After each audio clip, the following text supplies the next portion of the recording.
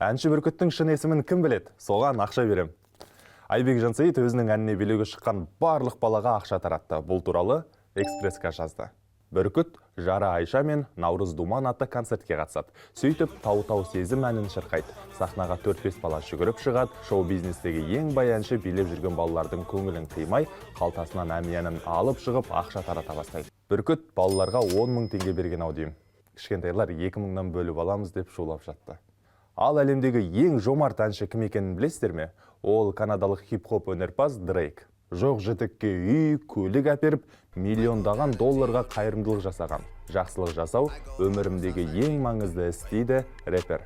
Біреулер сахнаға шыққандарға ақша таратса, енді бірі оларды кеудесінен итереді. Роза Рымбаева мен бейтаныс жігіт рұқсатсыз суретке түседі. Ол кезде әнші өнер салып тұрған еді.